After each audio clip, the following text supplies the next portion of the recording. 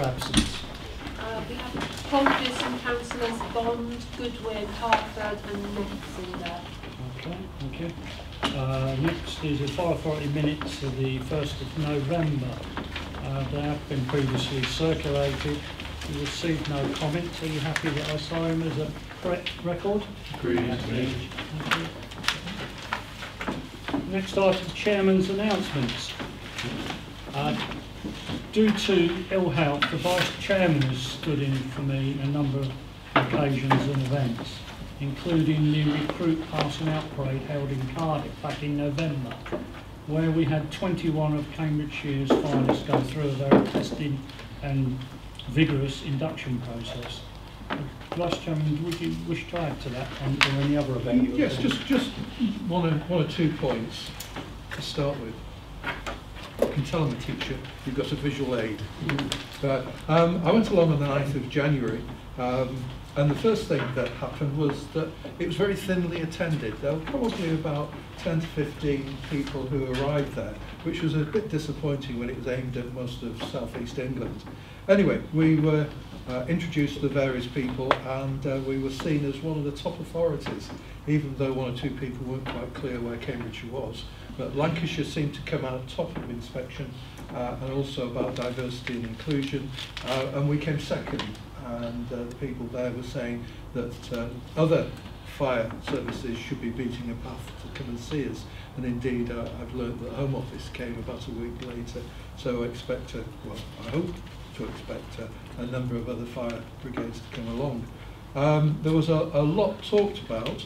The whole basis of it was that there are a lot more men in operational roles, and there's a lot more women in support roles, but even so, the number of women actually employed by fire services is quite small at the moment. And they were pointing to a variety of things, such as station and watch culture, and that needs to be altered or reviewed with regards to diversity and inclusion. This seemed to be an important point in London in particular, rather than anywhere else. We also looked at the need for increased support over people suffering trauma, bullying and mental illness, and we spent some considerable time over that and looking at good practice. One of the problems about it was that it was largely London focused, and so everything to do with the examples we were shown was based on London, including the candle. We were all given one of these.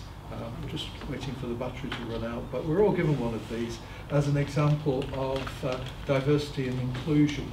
A few years ago in London during Diwali, people celebrating the festival were setting fire to curtains, were setting fire to their homes, and the fire service London Fire Brigade was having a great problem with all the call-outs, until somebody, Indian extraction, put forward the view, have battery candles. And so the London Fire Brigade gave out battery candles to large groups of people, and there were no fires last year, resulting in celebrations for Diwali. So I thought I'd bring it along and show you. The other thing with regards to the day was that not only was it London focused, but most of the speakers there were either the Commissioner from the London Fire Brigade, who was very impressive, but nevertheless had a London focus all the time, and a Deputy Mayor of London, and again, her focus was well away from a rural area such as this. And the last thing I need to say is that even still, it's still Fireman Sam. It is not Firefighter Samantha. Anything you wish to say about the passing out parade? No, that was just excellent. Okay, thank you. JR update. Shane, is there anything that you wish to bring members' notice at this stage? Well, a couple of developments, Chair, since we met last time. We've now had the disclosure from the Home Office of the background of papers that they rely on. We've had 2 Lever Arch files worth. If you remember, the decision letter said that the Home Secretary's decision was based on not only the SIPRA analysis but also her departmental analysis. So we've had lots and lots of disclosure of emails. We don't think that reveals anything too untoward, but we are going to submit witness evidence in response to that, and to include, as I'm sure members have seen, the letter from Nick Hurd congratulating Cambridgeshire for being efficient and effective. Two of the 3 E's that, of course, are the subject of the judicial review. So we still don't have a date. Latest from our QC is that he thinks, given the timetable that now needs to run, skeleton arguments and various things, we're looking at June potentially, or thereabouts, for a hearing. If we don't get a decision before the summer recess, then decision might be even into September. So, Chair, that's the latest. Okay, thank you for that.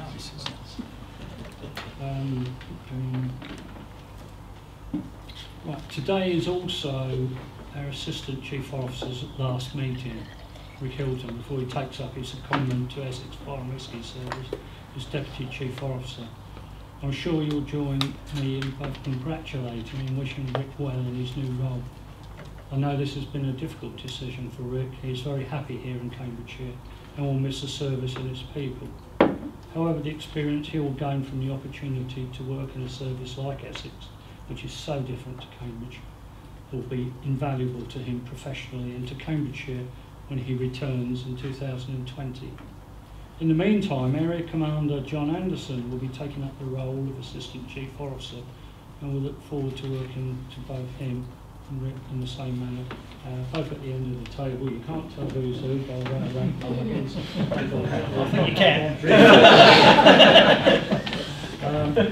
Rick, would you like to say a few words?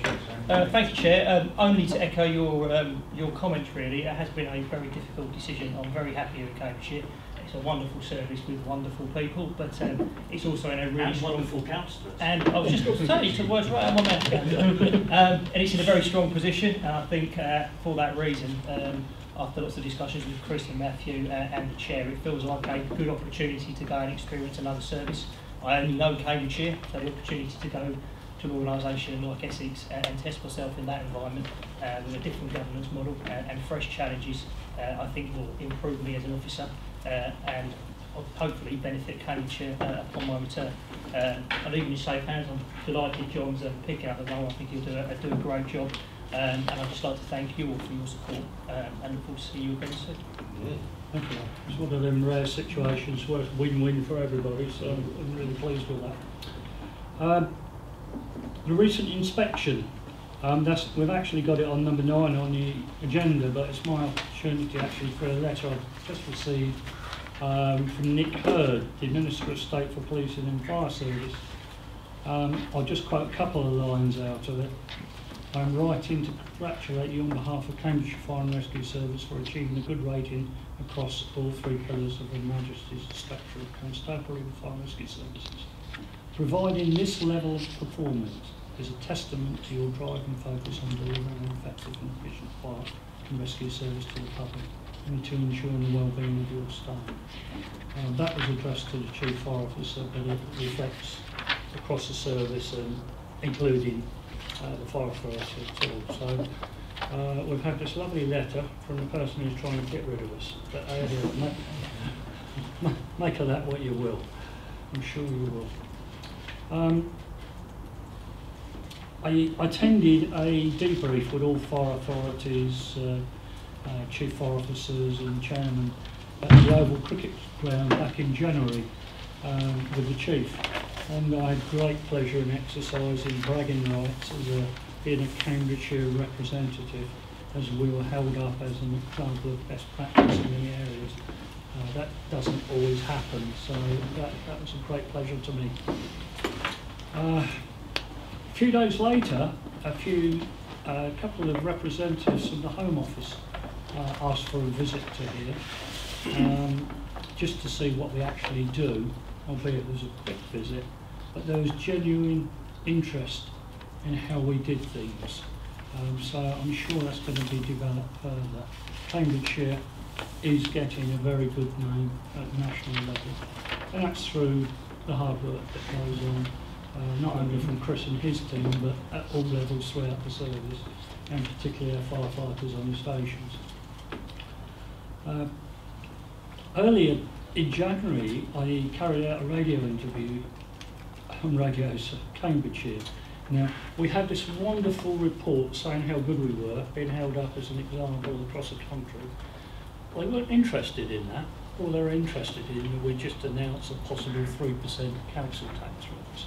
And that's just another example of how the media are not looking for positive stuff, they're trying to find negative stuff, in my humble view.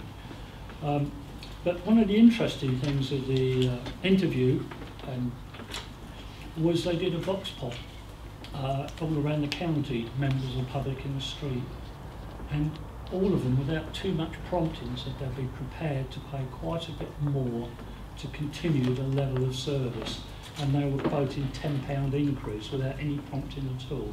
And I found that very interesting, and that may be something we need to keep at the back of our mind if we are faced with serious budget difficulties in the future. December was full of pleasant surprises, and again, in my humble view, the news that Station Commander Fash Rofi had been awarded an MBE by Her Majesty the Queen in the New Year's Honours List was a highlight to me and to the service. Fash was awarded the MBE for his work among minority groups, and the disadvantaged restored my faith, only slightly, in the honours system. I've known Fash for many years, and he is a very humble but extremely talented individual who just gets on with things with no fuss or any personal agenda. I have of course sent him a letter on behalf of all members offering our sincerest and heartfelt congratulations. We were able to hold an awards evening again in January, which saw a full attendance of staff who qualified for the various awards. This evening was at no cost to the local taxpayer, in case they knew you were getting concerned. It was done purely through sponsorship from the various suppliers. Wasn't the ball then? Hmm? Wasn't the ball? Oh, and my last thing is, I do have a hospital appointment later this afternoon, and if we haven't got through the agenda, I will be asking the Vice Chairman to continue the meeting. And if I hadn't been so long with all of that, I would have probably got done a lot earlier. But I think it was all items that you had some interest in. Yeah. Okay, Chairman's announcements. Declaration of interest. You know the drill for that. Any interest at this stage? If it becomes apparent later on in the agenda that you do have an interest, then please make yourself known. We have a number of decisions to make today. First one being the maternity policy. And is that you, Matthew? It is. Chairman, thank you. Good afternoon, members.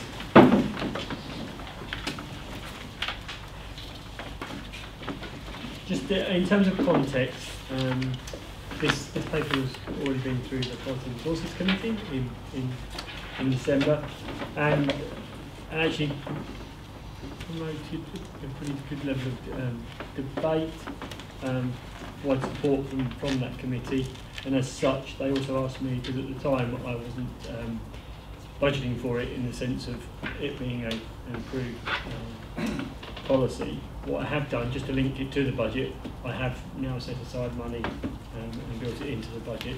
But again, obviously that's dependent on you approving that paper as well as this one. So in terms of the context behind it, our maternity pay policy as it stands at the moment is what it actually say in 4.4, is significantly lower than the average fire and rescue service across the country. We've done a benchmarking exercise, and we're pretty much at the bottom as it stands at the moment, compared to one service that offers 45 weeks full pay. Now, if we go back to Councillor Over's point around the quality and certainly diversity in the fire and rescue service, clearly our current policy isn't really going to attract female firefighters. We may be thinking in the future of having, it's not going to be a nugget that attracts them to it. So I suppose where it all came from, and Rick can correct me, but Rick was out doing some station visits and actually ended up engaging with a female firefighter at the time, and that female firefighter collared you at the end of the meeting, pretty much. Yep. And something along the lines of, do you realise, Rick, that I can get more for being off sick and paid longer for being off sick than I can for having a child and planning that process. So in terms of incentivising me staying in the organisation or even being attracted to the organisation, doesn't appear to be there, and I think that for me is something that we want to be, maybe not at the forefront at 45 weeks, but I think in terms of affordability we need to understand that more effectively first, but certainly moving along that road, hence the reason why this paper is presented before you today. In terms of the policy itself, the cost-wise, we've clearly, I haven't got a crystal ball, but we're based on previous records. We anticipate that it costs about £44,000 extra per annum, based on an average number of females taking maternity leave. What we have done, though, in context of actually increasing the benefit, we're actually looking to have. To qualify for that benefit, you have to have been in service for 2 years as opposed to the current one. So there are some slight changes in terms of trying to get that assurance that you're not just going to stay for a year, take the paternity leave and ride off into the sunset. So we're trying to put some safeguards around that as much as we can.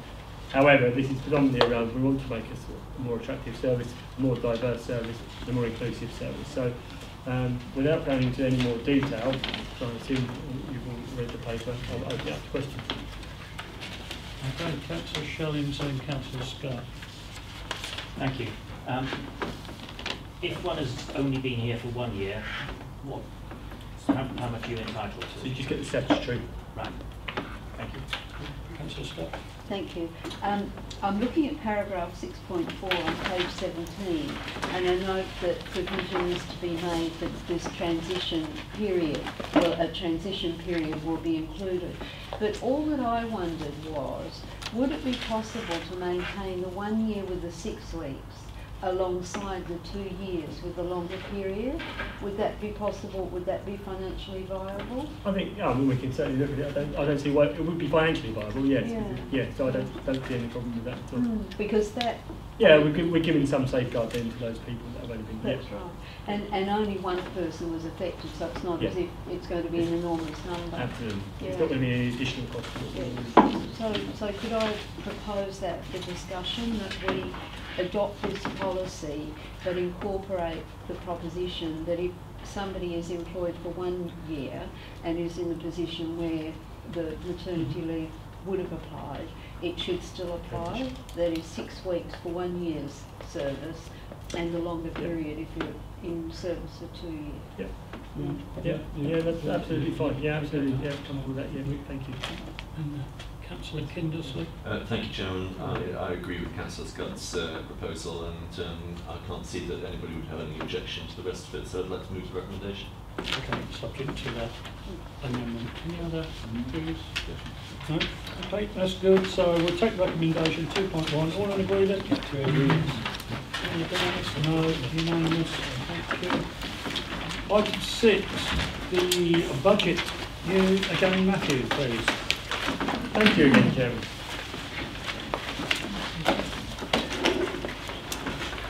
Okay, so the final settlement was received earlier this week, and actually it's confirmed the figures that we anticipate, so included within the pack you have in front of you. The key changes from when we spoke in December, really, at the Policy and Resources Committee, were obviously we put into maternity, and we've had confirmation now on the pension liability, which is just below £300,000. So those two elements are currently funded from reserves, and I've built that into the pack as well, so it doesn't impact on the actual increase in council tax, which is 2.88%. And as you can see on page 32 of the pack, it's in item 6, comes out to the average Band D property £70.74 per year funds the Foreign Rescue Service. In terms of going forward, the projections are pretty hazy after this year, so I really wouldn't go into too much detail on that. But I think in terms of where we're at, the increase in council tax, and let's be clear, that equates to £2 a year over the last financial year, pretty much balances any inflationary pressures that we have, and that is effectively where we are moving forward as well. So we built some new posts in next year, and their posts are actually largely we've had to do, and they're documented at 5.2. Beyond that, it's a pretty benign year for the budget, really. Nothing significant has been introduced. The only other thing I'll mention in terms of the capital programme, really, is that we're looking to purchase 2 aerial appliances next financial year. There was meant to be one this financial year, but the reality is we haven't ordered them yet, so it's not going to be until next financial year. So we're going to get 2 together, which actually does away with a lot of issues around training and competence and making sure that we've got synergy across the county as well. I'm happy to take any questions that members want to ask, but what I would say is it's a robust budget we have in front of us. I'm comfortable with where it's at, certainly for the next financial year. This time next year, should we be all together, then well, I've got a crystal ball at the moment, so who knows where we might be. Before I take questions, can you just confirm that both of those aerial appliances they have been funded? They have been funded, absolutely. Absolutely. And is there any health warning or anything we should keep our eye on for the future? I suppose the only other thing that's worth mentioning is obviously all the in terms of the capital programme, particularly in the property portfolio, we've got a number of projects that are ongoing at the moment. They're still in development stage, planning stage. We haven't heard back around Monks Wood yet. We should hear back imminently. The planning decision was expected yesterday from the district council, so I'd hope to hear over the next few days officially on that. We're looking at partnership work with the police on St Neots, looking at potential St Ives, and also siting a fire station on the front of the Police and Crime Commissioner's site, which again was offered some time back. And we've got outline plans for that as well. So there's a number of projects that I need to willingly to update you on, certainly as we move into the next financial year, because clearly they're going to have some significant investment that will be required, and that will be drawn from reserves. So it will be that balancing act at that point, because a lot of that investment is going to be from reserves. They're healthy at the moment, but we hope that we can use those to really invest in that portfolio. I was going to mention Monks Wood, and I'll come back to that in a moment. What I was particularly looking for is things like spending review, pensions, pay awards. Okay, yeah. Is there anything like catch us off balance? Well, we actually had a management briefing earlier in the week, Chairman. In terms of the spending review, I think early indications are, as I sit here now, I was hoping to have the spending review for the 4 years come November. I think that might be ambitious now. I suspect we might only end up with another 1-year settlement come the end of this calendar year, purely because of the uncertainty around the economy at the moment, particularly Brexit. Until we get through that, I think the government will start to set a longer term plan at this stage. Maybe wrong. Hopefully I am. I think in terms of the pension settlement, so members are all aware of the changes in pension rules, and the government, clearly the budget includes £300,000 worth of pressure. The anticipation is that will be funded through the CSR, so through grant in future years. But again, there's no guarantee of that as I sit here at the moment, so that could catch us out. And then the final element is the pay award. Now clearly the representative bodies have put forward a case in terms of pay awards. Bear in mind, in this budget there's a 2% pay award, which is funded largely through increases in council tax. That's how we balance the budget for next year. If you have every 1% pay award on top of that, about just over £200,000, that's equates to another 1% on the council tax bill, at least. So that's the reality of where we're at. So that again could prove to be a pressure for us in future years that we need to work through. So there are a number of unknowns, but as it stands at the moment, we're okay for the next financial year, and then I think we'll see how things develop at the government level. Chris, you wish to add to that? Yes, Chair, if I could just add, just for some reassurance to members, we are obviously looking at potential worst case scenarios. I think at the moment we haven't, as Matthew said, we don't have a crystal ball, but we're certainly looking at if the next CSR continued the same trajectory as the last, which is a 25% reduction in our grant funding. So we're looking at those sorts of scenarios. What's really important to us at the moment is the refresh of our integrated risk management plan. Because very much so, if we can understand the risks that we face within our county, we can then work out what's important in terms of the service we deliver, and we can put a priority list to that, so that once we then know where we are in financial terms, we can work out what we can and we can't achieve with evidence. And I think that will be the opportunity for us then to come back and have those conversations about what the financial picture looks like versus the service that we are aiming to deliver and the evidence we have to back that up. So I think the integrated risk management plan is really important right now. I don't think now is the time to start worrying hugely about the potential cuts because they are so uncertain. But be reassured, we are in the background looking at what it could be and how it might impact. Thank you, that's very reassuring. Before I come to Mac, can I go back to Monk's Wood? Yes. Several members have mentioned to me, and I share their concerns, that it's sort of sat on the shelf for a while. And also, it's not just their concerns, it's members of their staff who have been looking forward to a new training centre for quite a while.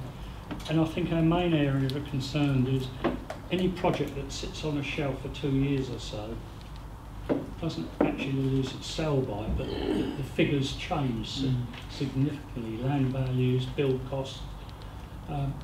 I think it would be helpful for us in the future, possibly at the next policy meeting, if you can give us an update on exactly where we are on values, land values for all the schemes, build costs, and also it may be necessary, in fact I think it is going to be necessary, that we bring out Plan B, which is our original idea of going to the St John's land in Huntingdon. We don't want to be held as hostages to fortune. We want to get this thing moving.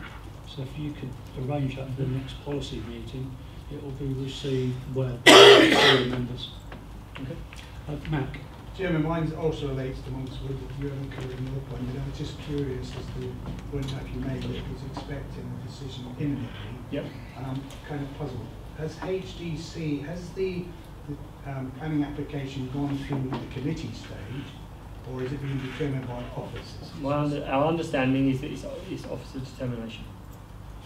Okay. So they've asked for two. They've asked for 2 extensions. So it was originally planned for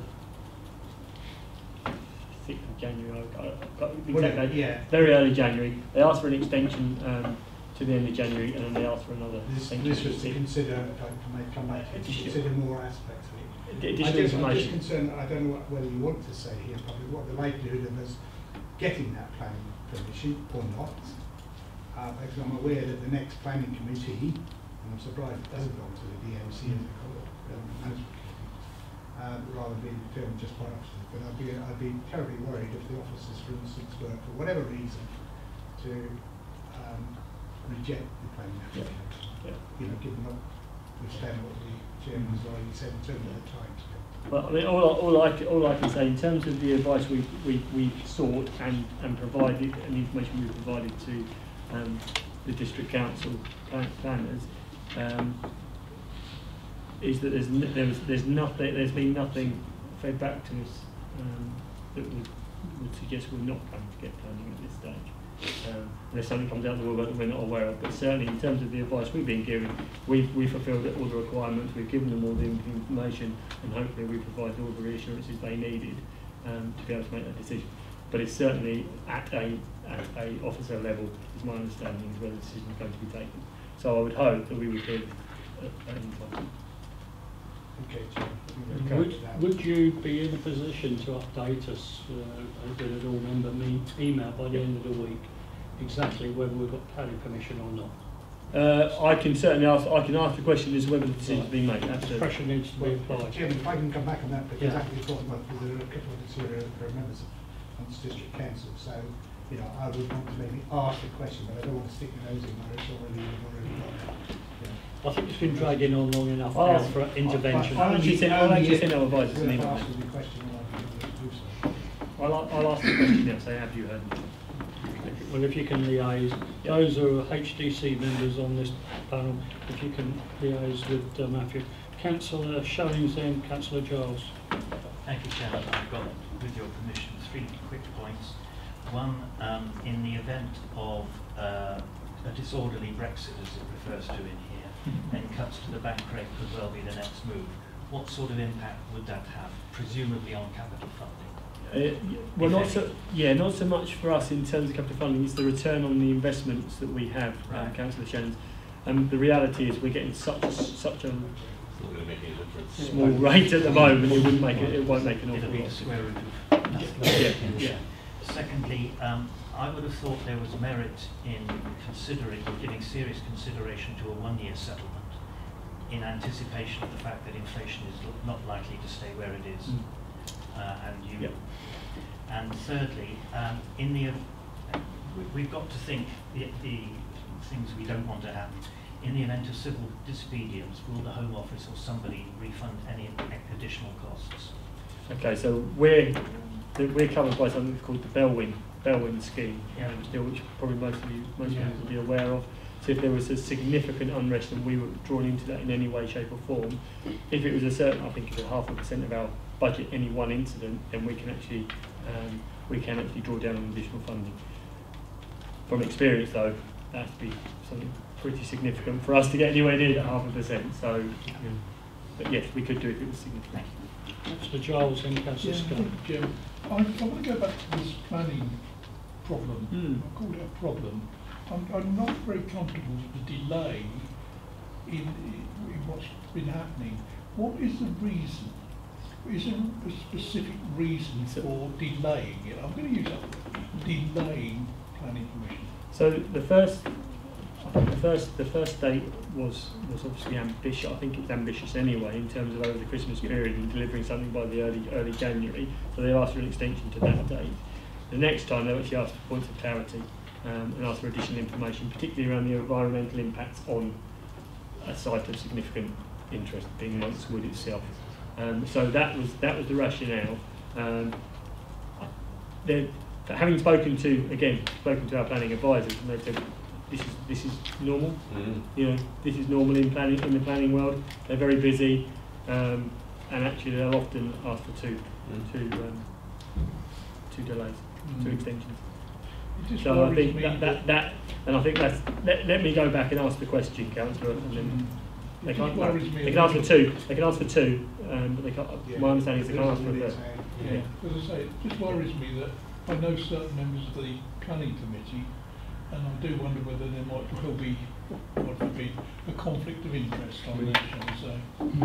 We can follow that up. We were originally being told about September, weren't we? So things have slipped somewhat. Councillor Scott, followed by Councillor Rogers. Thank you. I've just got 2 questions. One is about actually security at stations and provision for that. And the reason I'm asking it was because of this issue where the equipment was stolen and so therefore a fire couldn't be attended, which is really, I'm not blaming anybody apart from the people that took it, but what is the security and what's the provision for security measures at stations and in relation to equipment? So in terms of our stations, where we have vulnerable sites, we have CCTV coverage, and where we can, obviously, all the stations are all fully secured at all times. The station, obviously, that was subject to that has had that area. We have had issues and challenges in the past, and what we've said is we need to look at actually, do we need to upgrade that security again, particularly with regard to the equipment, because actually they're targeting equipment, not necessarily the station itself. So we may need to start thinking about whether what we did previously, we put strong bolts in, and actually the equipment was stored in these strong bolts, which is a problem because it delays turnout. So it needs to be balanced, and I think that's the consideration. So at the moment we're just looking at, I don't want to throw the baby out with the bathwater, so to speak. But we do need to make sure that we maintain that level of level of equipment on our stations, absolutely. So we are looking at it. Thank you. Now my second question, it might be more appropriate under the equalities and diversities section of the agenda, but your reference to the aerial appliances and the training, and I'm just really concerned about the training and who gets access to the training, because it's really vital that people who are of minority ethnic background and women are equally able to access the training, because it's another skill. So in the fact that we're getting these aerial appliances, is that being taken into account in terms of the training? Absolutely, yes. So they'll go onto our sites where we've currently got area appliances, which is Cambridge and Peterborough, and our whole-time crew will be trained in the Oh, use of everybody? them. Yeah. Oh, good, So thank you. That's one of the reasons, Councillor, that we want to buy 2 this year, so we can train everyone on one standard piece of equipment rather than having 2 different vehicles with different capabilities, which makes training more difficult. Certainly those stations where they'll be placed, everyone who operates on that station will get input into it, and those that operate the vehicle will be trained. But they're aerial appliances, they're not like putting up ladders, things like that. So some of the issues we have around the strength requirements of putting up some of our larger ladders aren't the same for our aerial appliances. They operate off a control box and that type of technology. So there's less issues from an equality perspective than there is with some of our larger ladders. So that actually might be an argument for some affirmative action for women learning, going on these training programs, because it's a swings and roundabouts, isn't it? So I just appreciate some consideration being given to that. But thank you. I thought you did answer that pretty fully, actually, so that's fine. Before going on to Council. No, I mean that if there are areas where women, because of perceptions of strength, can't actually use equipment, then if this is equipment that can be used with lesser strength, then there's an argument for actually training more women on that equipment, because then they're getting equal access to skills. It's a question, as I said, of swings and roundabouts. Could I just make a comment on that, Chair? Yeah. Because I think it's really important. Absolutely. We have a single hurdle for anybody who wants to join the service to get over. So anybody in our service, whether they're male, female, whatever their background, they all reach the same standard. So there wouldn't be any concerns from the service about somebody, by virtue of their gender, not being able to carry out any of the manual tasks that we have. I think, as Rick said, the 2 aerial appliances will be put in a location, and every member of staff on that station, irrespective of who they are, they will be trained, so that we've got full resilience. And the beauty of having 2 appliances exactly the same is that there's ability to transfer skills across both sites. So that's sort of where we're going. But you're absolutely right. We certainly will make sure that we are equal and fair in the way we carry our training. Before going to Councillor Rogers and Maguire, regarding station security, it strikes me that is a subject area possibly for the scrutiny committee sometime in the future. Yeah, absolutely. So if you can bear that in mind and sometime do a paper to them. Councillor Rogers. Subject to any further questions, I think Matthew team has answered a lot of questions that have arisen, and I'm quite sure they will be brought up before the various committees as and when the answers are available. Yep. I'd like to propose that we pass the budget as presented in the paper.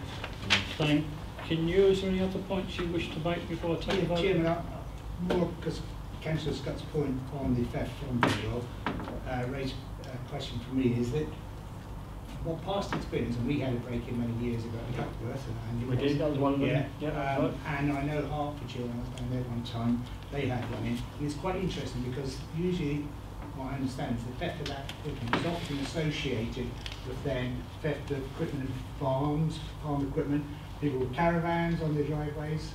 I just wondered what reaction you're getting from the constabulary, given our close association with them. Do we get feedback as to whether there has been an increase in?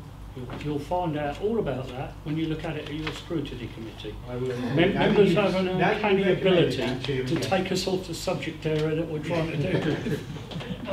Without going into detail, what I can say is that actually there was an event that led to the recovery of our cutting equipment that was fed back to us. Right, we've got to look at it.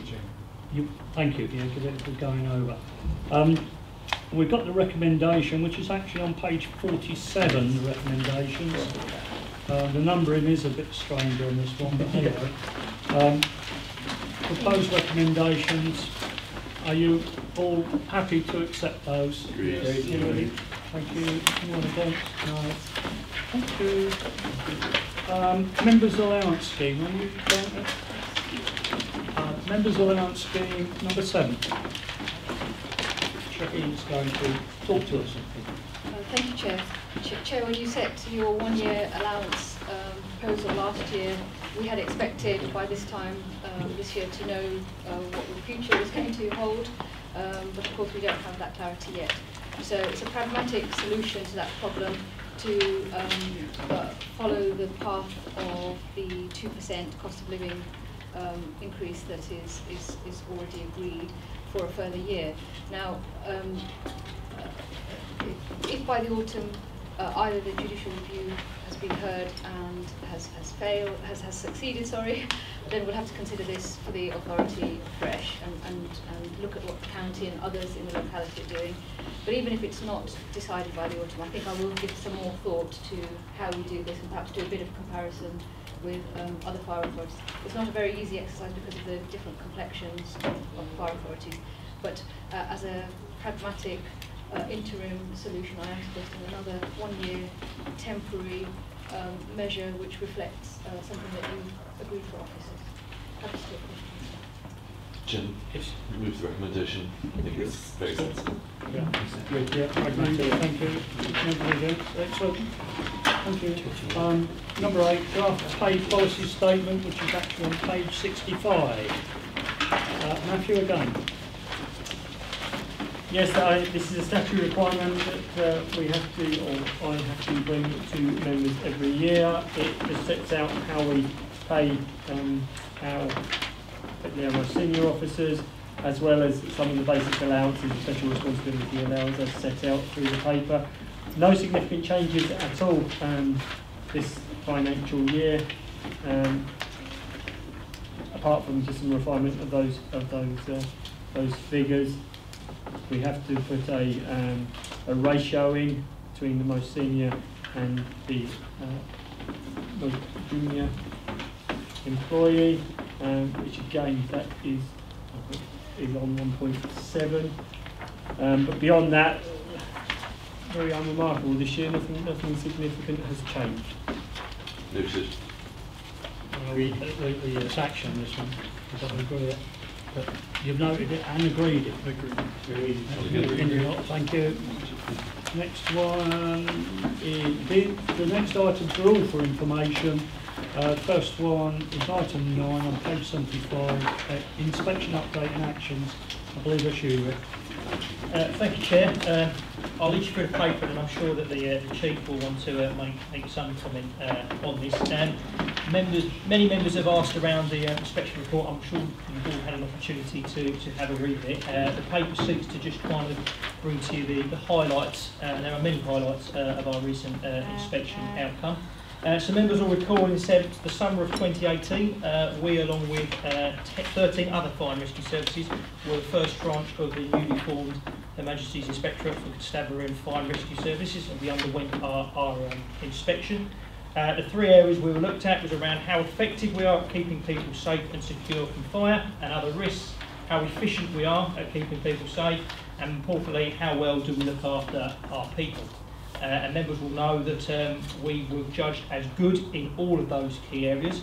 And underneath each of those 3 areas has 11 supporting questions, and the service was graded as good in all of those as well. So a comprehensive, good performance across the service.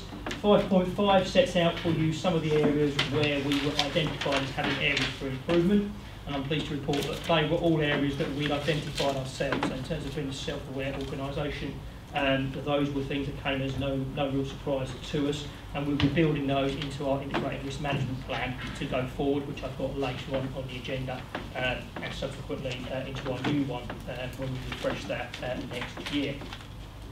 5.7 sets out all the things that we can be very proud of. 5.7 is a much longer list than 5.5, so you can see that there's an awful lot of areas where the organisation has done well, and a number of those areas then fed through into the national summary report that HMIC produced following all 13 services. They produced that kind of summary state of the nation report, and a number of our areas fed into that, and those are detailed for you in 6.1.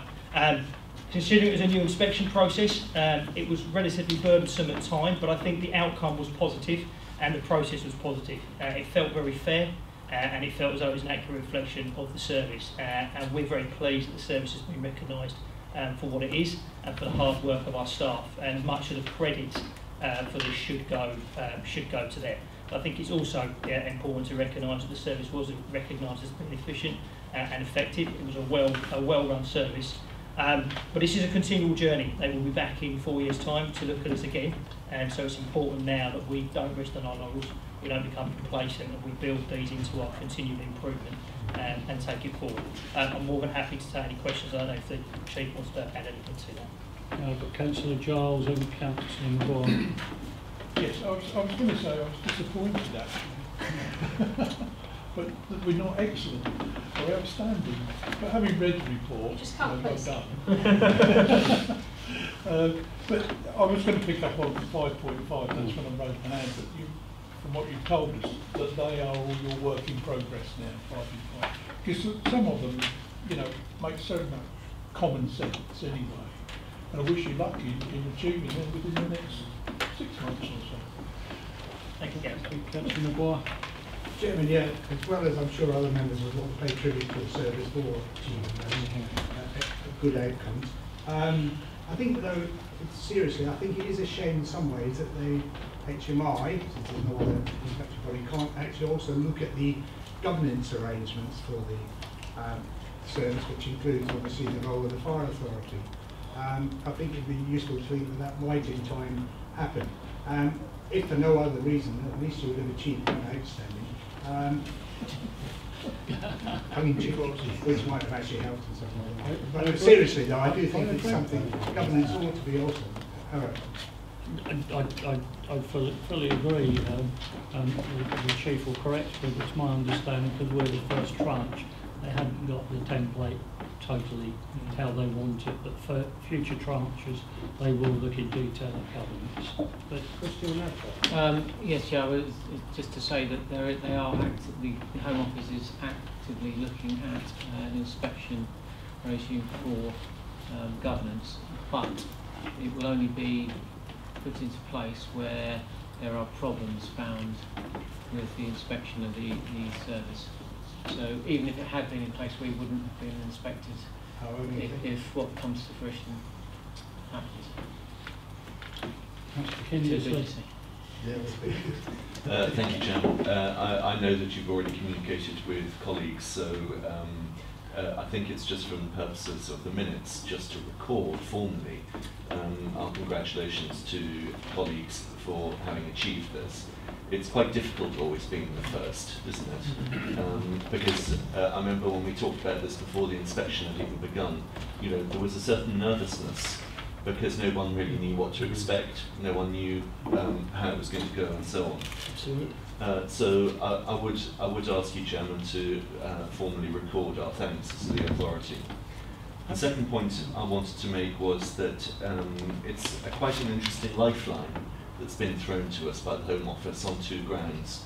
The first is that they've made it clear that the effectiveness and efficiency of the service is good, and to that respect we might ask how the police service measures up to that, because it would occur to me that it's much better to get one's own house in order before you go interfering with other people's houses. Secondly, the fact that the Home Office saw fit to send people to investigate how we were actually being good rather undermines the fact that they felt equally able to make a decision about our future based on something that they clearly didn't know enough about. And I hope, Chairman, at some point you get the opportunity to point that out to somebody at the Home Office, or indeed anywhere else, and not just once, possibly. So all that being said, I think this is a very good result. I don't agree with my esteemed colleague on the right that it's a shame that we didn't get outstanding. I think that good is excellent in this particular case, and you know, there is no point not having something to aim for in 4 years' time, when I'm sure we will all still be here, one of us having returned from Essex. Very good. Well, thank you for that. Yes. Chris. Oh, sorry, Chris. Yeah. Thank you. I just wanted to, Rick asked if I'd like to say something, I think I probably do. I just want to reiterate, I think this whole, I mean, it's really good to get this result, particularly when you look at, we were in the first 14, so it was really uncertain what was going to be looked at. So to be found to be good in every single part of the inspection process is a huge testament to our staff. And the fact is, this is not one section of the organisation, this is a team effort. And I will include members in that as well, because, you know, ultimately, as a team, we have found our way through some very difficult times. Certainly since the CSR cutting process began in 2010, it's been very difficult for us. We had to make some really challenging decisions. So the biggest highlight for me, and this is something that's drawn out in the report, is that we were found to be good in the people area. Now, there was only us and Lancashire that were good across every single aspect of that section. There was another service that got good, but they weren't good across the piece. That I think is where the biggest gains have been made, and that's why I think we're good across the rest. So most services are good in terms of their effectiveness, how well they can go out, put fires out, and do some of the more, you know, the bread and butter stuff we do, which is really important. That's good. Not quite so many are as efficient as they should be. Obviously we are, but very few have got that accolade in the people section. That's a huge testament, and I think that's something as the chief and certainly as the senior management team we've been working really hard on for the last couple of years. And to start getting the accolades that this service deserves and has done for years is fantastic. There are a number of things in here that it is pointing us towards to continue our improvement. Things in there around our personal development and review process, how we support our staff, the culture of our organisations. Those are things that are massively important to me and to the rest of the team, and we will be driving improvement where we can in those areas over the next few years. So I think the inspection process was very good, not just because of the result, but it was good to get some feedback and to give us a feeling that we are doing the right things and we can get this organisation to move further forward.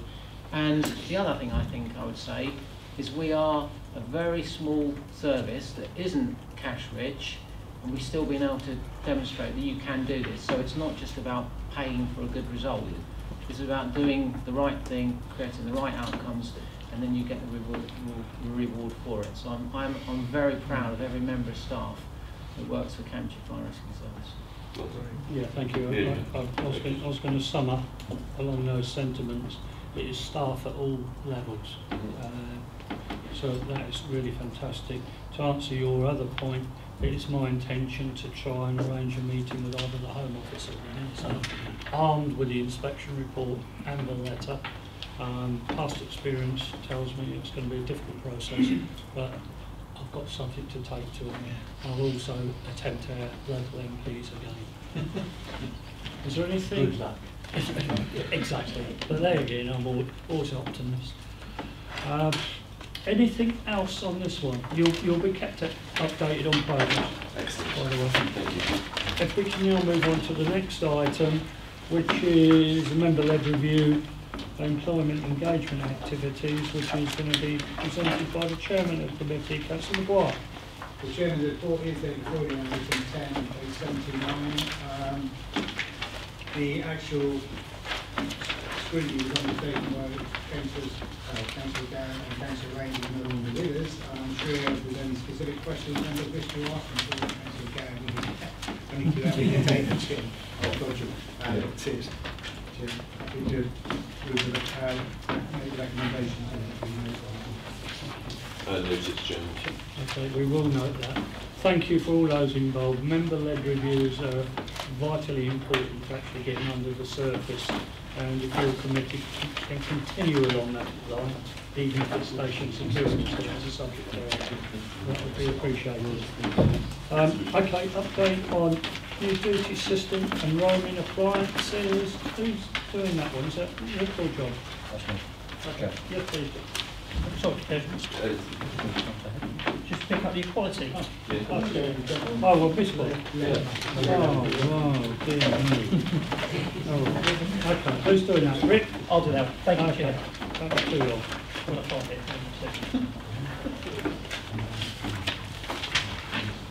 Okay, members, this is a report which is a useful document to us, but more importantly ensures that we meet the requirements of the Equality Act 2010. The report has already been reviewed by the Policy and Resources Committee on the 20th of December, and it was agreed to recommend its contents to you.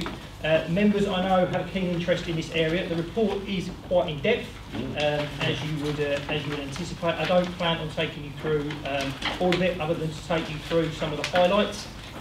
In terms of page 98 in the executive summary, that sets out against our progress against our objectives. The disability accreditation has been a key achievement for us this year, with enables us to support staff with dyslexia.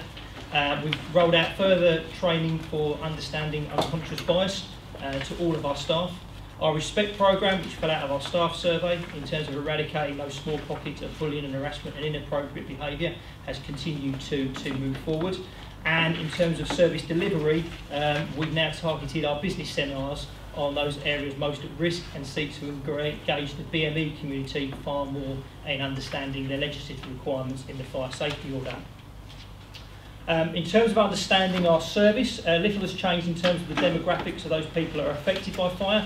We still know that fire does discriminate, and it discriminates against those people with certain vulnerabilities and disabilities, and we've continued to try and target our resources towards those people. Around 87% now of our home safety checks are targeted towards those people over the age of 60, as we know they're the people that are most likely to die in our fire.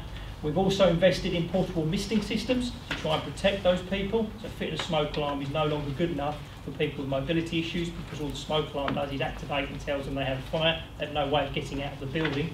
So we've invested in portable misting systems, which enables us to suppress the fire and make those conditions survivable until crews can get there. We've had 2 activations of those since we put them into 2 homes. They've not only saved a life, they've also made the property survivable so that people could move back in much more quickly. As part of our agenda around recruiting a more diverse workforce, we've continued to target positive action days, looking at BME communities. We've invested in resource into positive action events, and we're doing much more now in terms of positive action for female have a go days, as well as trying to attract more BME applicants into the service. I met with Cameron Matthews just the other day. Cameron was seconded to the Fire Brigade Union to pick up a black and ethnic minority role there, and we're looking to do some joint work with the Fire Brigade Union as we move towards our next recruitment campaign around those areas. We've got much better data now to help us to understand the equality and diversity agenda.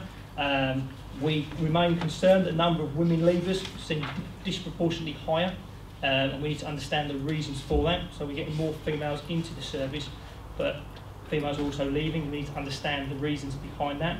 And the disciplinary process shows no trend towards specific groups, and a majority of the cases have resulted in informal outcome. So we've got people going through the discipline process, but they result in informal outcome, which is around our culture about nipping things in the bud and not letting things become an issue. And importantly, the gender pay gap has reduced since last year. So we took action last year to understand that and try and reduce it. We have done so. Lots and lots of data within the reports. I don't plan to say going through page by page. Most importantly, I think, to pick up at the back now, we've got a very detailed section on our workforce and the agenda we have there in terms of trying to improve that to make our workforce much more reflective of the communities that we serve. And you can see the progress we are making around those areas. I'm happy to take any questions, Chair. Thank you very much, and I was just stating earlier on, this report is a prime example of, I believe, why this service is ahead of the game. It's an absolutely excellent report. I think it shows in detail where we are on almost every subject area. Yes, Councillor Scott, please. Thank you. Yes, I commend the report. There are just two issues that I'd like to raise, and one arises from the review that was done of the whole service. Item 5.5 on page 76 said that we needed to improve awareness and understanding of the career management process. And I'm just thinking that when you have people who are recruited, it is vital to ensure that they can move up to management, and so I'm just highlighting that need. But the second point was about the leavers, and you did acknowledge that female leavers is a disproportionate, females who are leaving is disproportionate. And when we go to page 117, that we get the reasons, and there was a move to a new job or change of career, and also voluntary resignation, no further reason, which raises the antipathy of people. It should raise, because if somebody's moving to a new job or a change of career, it looks positive, but it actually may be negative from the point of view of the service from which they're moving, because often if people are being harassed or bullied, that's what they do. That's why women don't have straight career trajectories. They have ones that go like that, and it's because of that sort of a reason. So where there's a move to a new job or change of career, I'm just pointing out it would be good to actually find out if there's something underlying that. And the other one about voluntary resignation, I can understand it's difficult to find out what the reasons are, but I think that's also a reason, an issue to highlight in terms of whether there is harassment, bullying, etc. occurring. And I do emphasise that I realise that with the Respect programme and so forth, efforts are being made to ensure that bullying and harassment are dealt with. Thank you. Thank you for that. It's not always a negative reason why people might change their career trajectory. No. It might actually be positive, going to a better, well-paid job. Of course, I made that point, but I also want to emphasise that the reason that women do not have straight career trajectories is frequently because in the career that they're in, they meet some obstacle, and the obstacle is not a good obstacle. Women have much more interesting careers because of that, but it's actually women dealing in a positive way with something that's negative. So I'm just making that point. Thank you. I knew after I said that I shouldn't have said it. Councillor Jones. Could I just make one point, because I think it's really important. We are making every effort to understand why everybody leaves. Yeah, I accept and that. You're right, and I think it tends to be more difficult in our on-call service because of the nature of the amount of notice someone has to give. But we do make a lot of effort to try and understand it. And I think you're right. I don't think we've got it 100% right yet, but we are trying. Because if there are things that we can do to make the situation better for people and to encourage people not to leave, then that's something we will do. But it's a good point you make. Councillor Jones. Thank you, Chairman. Just to say that in a previous life I did some work on this, and I'd be happy to share it with the officers outside this meeting, because you'll all be bored. I'm sure we wouldn't be bored, but time might beat us, and your breadth of experience and knowledge will be greatly received. You are a challenge. Any other questions for me? Yes, please. Well, it's not a question, it's this portable admittance system. I did in fact view the video on it, and I recommend that everyone looks at that. It's really impressive. Good. That's a nice positive I'm sure you'll give the Again, you know, these are the sort of things that add up to our inspection where we are across the country. Good practice. What price are these portable admittance systems? About £1,000. Yeah, they're quite inexpensive. worthwhile just investing in one, isn't it? Just a point. Let us know. You know how it goes. Instead, we should stop smoking. We took a decision on this because we were hoping to get funding for it, but we took the decision to purchase the first set to demonstrate that they actually are effective, and we're now starting to get some traction with some of our landlords, for vulnerable people, to actually start paying for them. So they are demonstrating their worth, and I know we're not the only service to be doing this. Staffordshire have been doing it for some time, but it certainly is a worthwhile thing, and we've got at least two. Purchase for Well, we've been recognised nationally for this work as well, so it's again, it's one of those things we've done that have been well received right across the piece. It has two sensors, doesn't it? And immediately one goes off, you're alerted. Yeah. There's a fire, but it just gives that time, quenching it until you get there. Yeah, absolutely. It's going, really is positive. Okay, we'll move on if that's all right. We'll move on to item 12 on page 133. Matthew. Thank you, Chairman. Just an overview of the major sort of projects that we've got ongoing at the moment, and I'll, if members are happy, I will run through them quite quickly, and if anybody wants to pick me up and ask any questions, please do. It's mainly the exception report. Yeah, I think so. The ICS and MOBS is that's the replacement control system. Is ongoing. We're working extremely hard, and we hope that we'll be going out to the market in the next couple of weeks. It's been very complicated in terms of getting the contract right and the specification absolutely in the right format for what we require. So that's probably the bit that we underestimated at the outset, but we want to get it right, and when we do get it right, we will be going out and we will implement it. So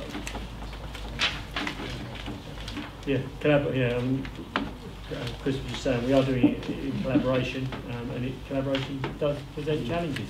It does present challenges. We have to review, so we're working through them. It takes longer, but we think the result will be worth it. But it's a challenge. It's a challenge. Okay.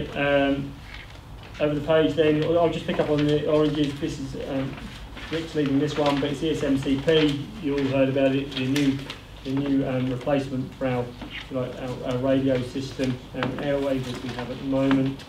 It's a government-led initiative, and it has been subject to significant delays, largely around the technology solution, and that continues to. And I would suggest that this will continue in the short term.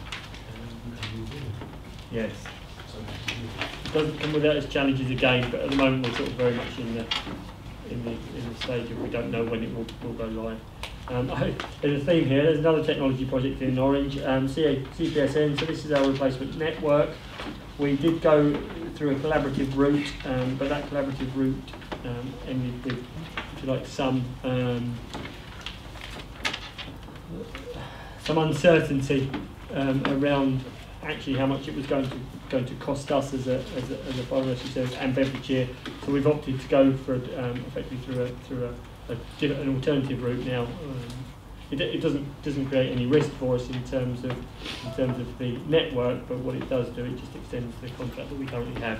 But we are looking to award that imminently again. So that one is the final one in terms of the major type 3 projects, and the rest of them are type 2, so they're lower level. But again, if members want me to go through the orange ones, we can do. Only if there is things that we should really pick up on. I think most of it's explained quite well now. Yeah, it's explained quite well.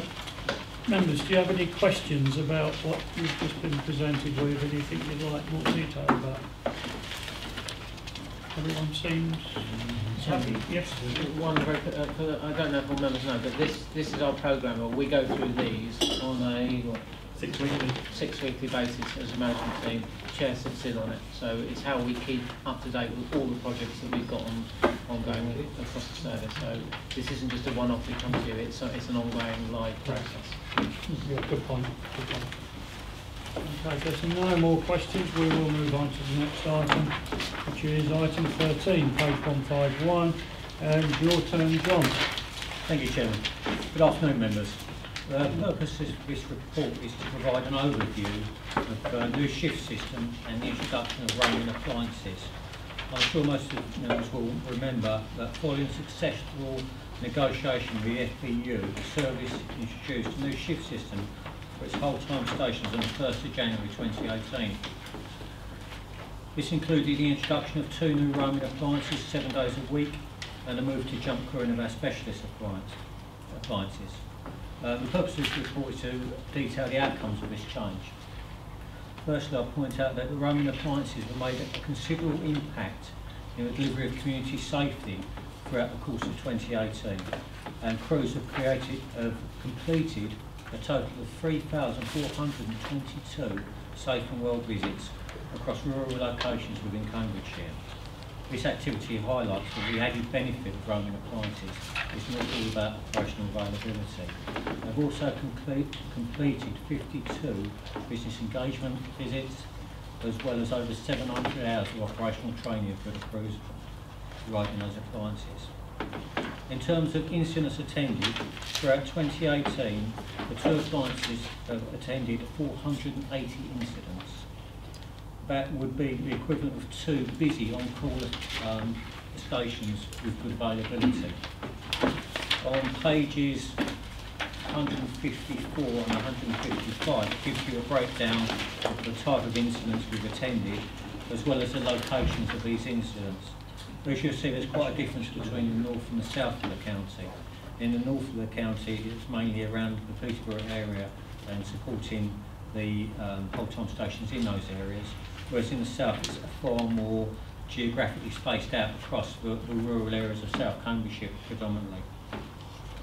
Unfortunately, the introduction of roaming pumps hasn't had the impact on attendance times we was hoping it would have, with both our urban and rural attendance times up slightly in 2018.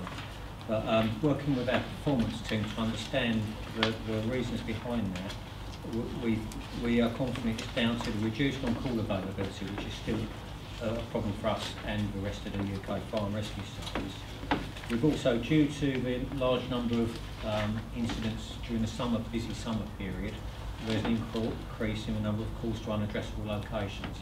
That is always a challenge in terms of attendance times, in terms of appliances trying to find a location and also mobilising patrol to look at address for those locations.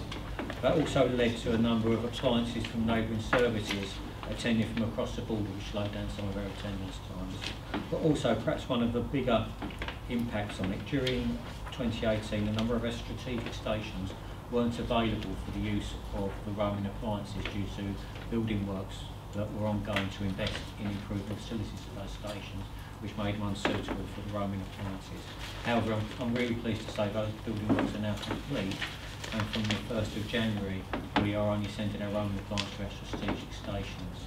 That's also helping us use our on-call strategic reserve more effectively, because where we have a big gap in crewing at the station, we'll use the roaming appliance, and then we can fill in the other gaps with people that come into our strategic reserve cover. So that's helping us to work a lot more efficiently.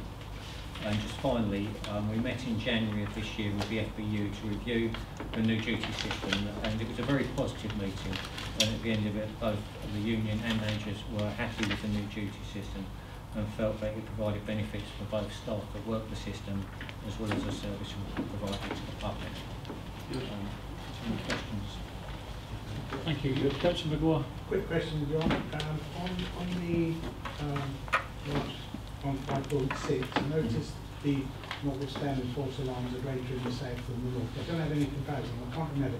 Are we seeing a significant reduction in false alarms? I know you never get called out for false alarms, but you return to many. Is that significant figure compared with previous years? Over the last few years, we've done a lot of work to drive down that figure, and we have driven it down considerably. I'd say we're plateauing at the moment. And there's probably some work to do about looking how we can drive that down further. 50% of our calls are actually false alarms.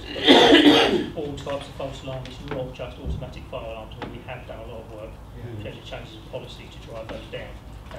But due to the nature of the business, as is national in case, we have 50% of those we receive are false alarms. Whether that be someone thinks there's a fire and it's not, or whatever. But Thank you, Chairman. Any other questions before we move on? Once again, thank you for the work that goes into this. We'll move on to item 14 on page 157, risk management plan update. Rick, please. thank you, Chair.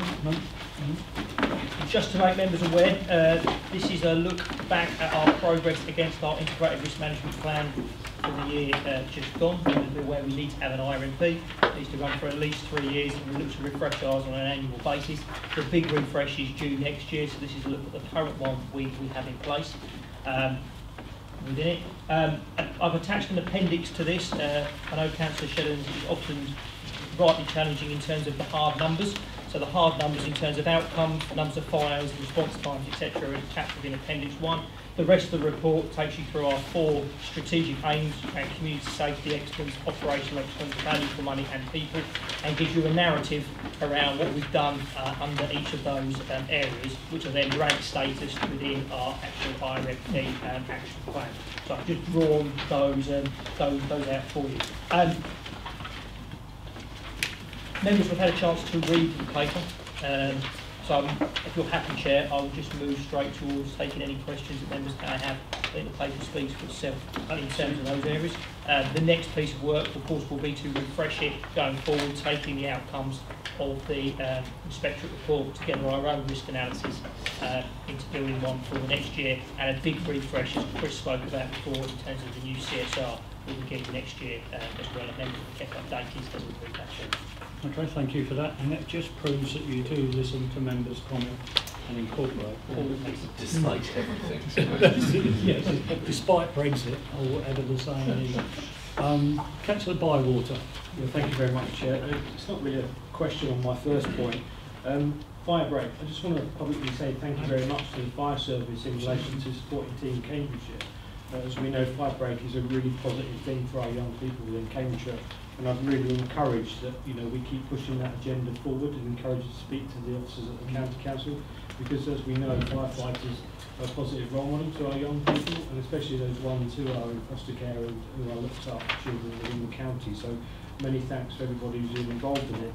The only other point I want to pick up was on page 170, and just want to get a bit of context from you verbally in relation to the 42.5% increase in casualties. Top of page 170, just maybe a bit of a verbal update on why that is. Yeah, so inevitably, because our figures are quite small, the actual increase percentage-wise is high.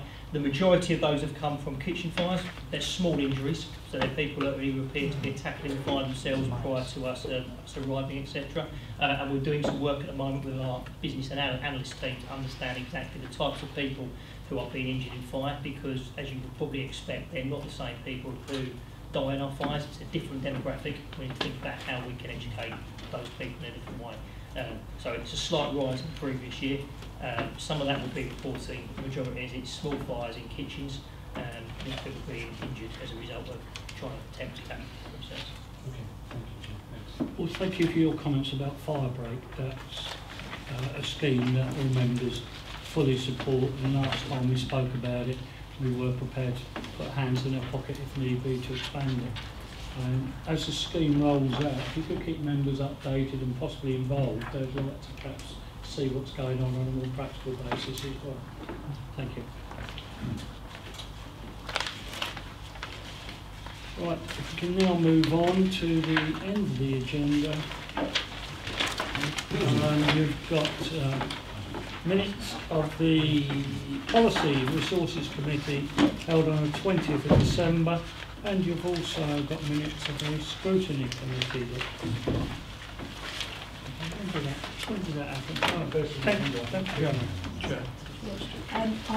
I just want to draw attention to page 181 because I'm not registered as an apology, but I'm most assuredly did give an apology, because the point was that I was at the University of Buckingham for an examiners meeting. I could have got back at the cost of £105 in a taxi, which I have done in the past, But I did say that I had this meeting and I did register an apology. And we will certainly do that. We're all aware, Councillor Scott, that you're a very conscientious member. Thank you. And Chairman, I remember receiving Yes. that apology. I think we said the agenda was so light not to bother coming. You did, that's exactly what was said. Yeah. So otherwise I would have. We know that. We know that. Thank you for pointing that out. Thank you. Well, if there's no other questions, we'll bring the meeting to a close. Now, thank you for your attendance and participation. There were some interesting subjects.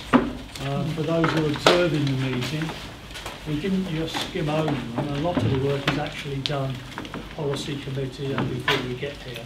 Sometimes the view that we give to the public is we skim over our things, but the work actually takes place before this meeting.